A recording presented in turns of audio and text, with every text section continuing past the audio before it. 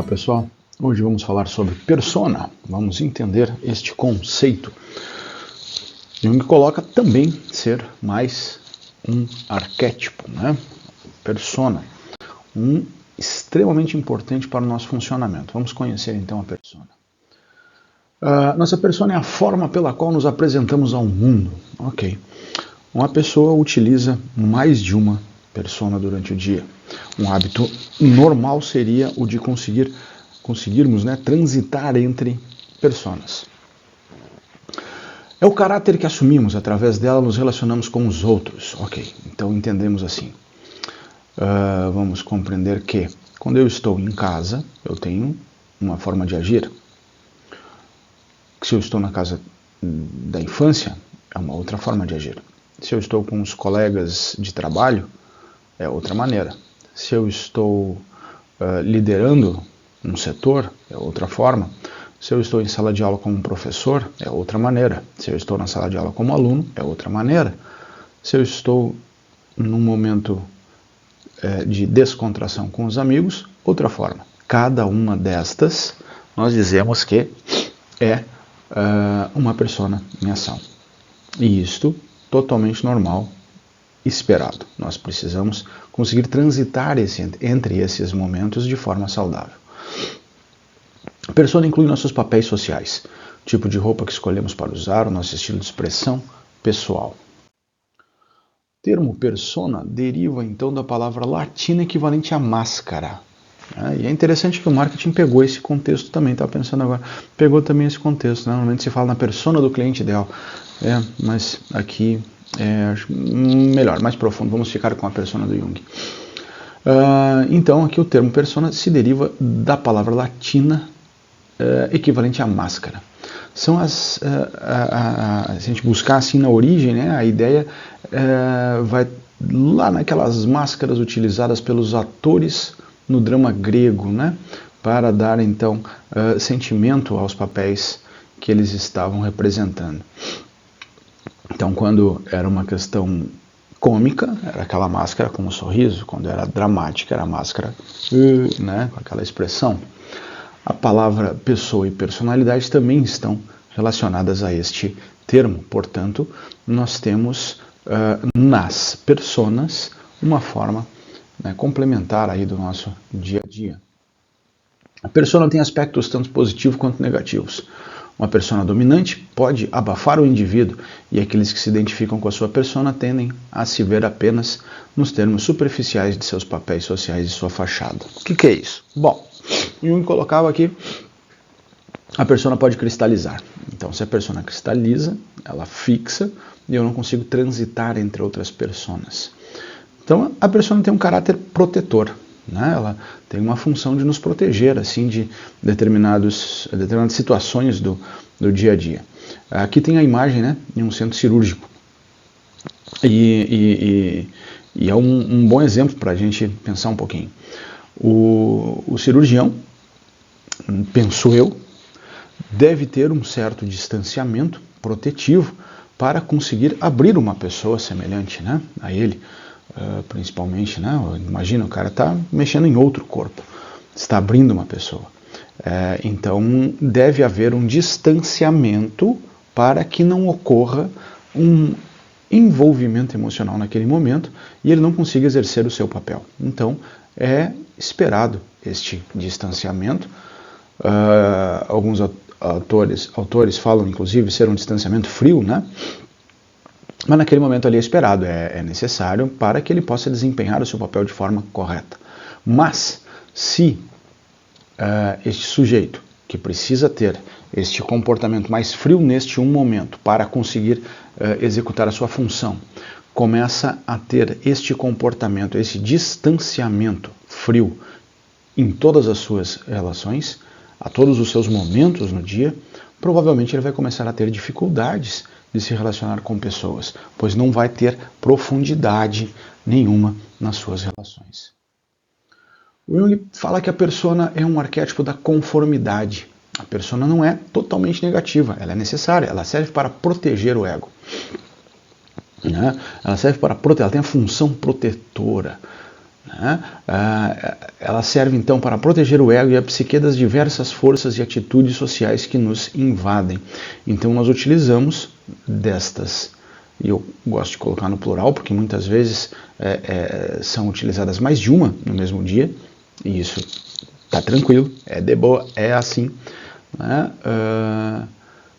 Elas têm essa função de conseguir nos proteger desse trânsito e facilitar a nossa vida.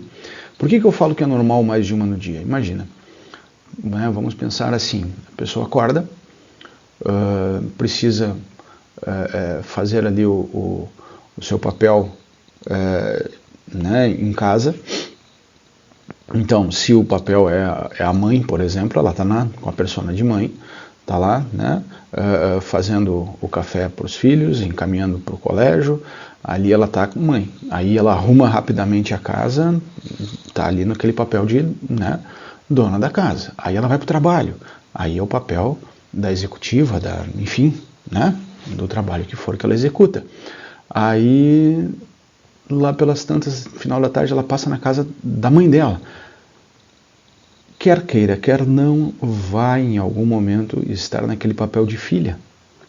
Quando volta para casa, assume o papel de mãe de novo.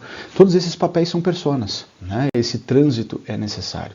O que não é esperado é que a gente cristalize e tenha todos eles ao mesmo momento, ao mesmo tempo, durante um mesmo dia, né? Que a gente não consiga transitar. Aqui as mascarazinhas, né, do teatro grego que eu havia falado antes. A persona, então, de acordo com Jung, é um instrumento precioso para a comunicação. É importante que a gente consiga transitar para que a gente possa se comunicar de forma adequada.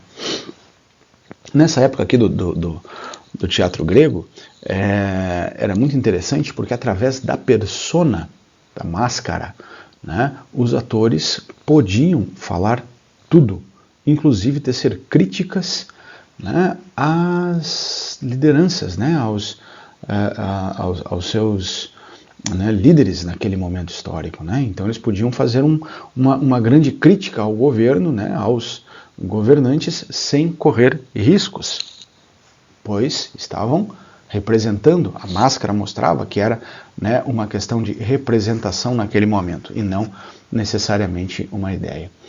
Então, nos dramas gregos, a máscara dos atores, audaciosamente desenhadas, informavam a toda a plateia, ainda que de forma estereotipada, quanto mais melhor naquele momento, até porque era uma questão mais visual, sobre o caráter da atitude do papel que cada ator estava representando.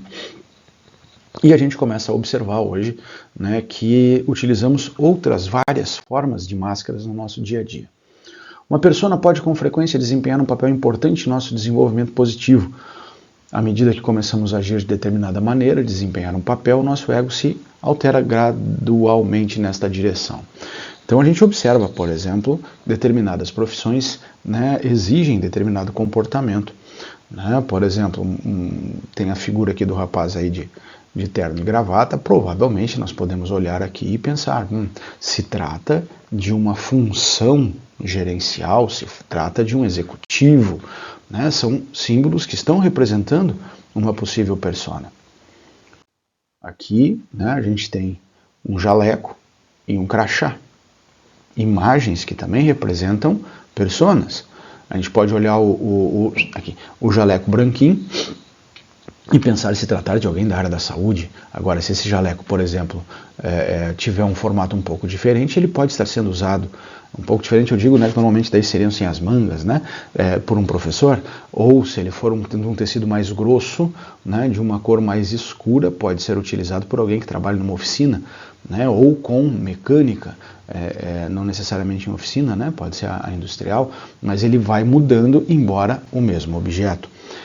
E estes representam personas. Né?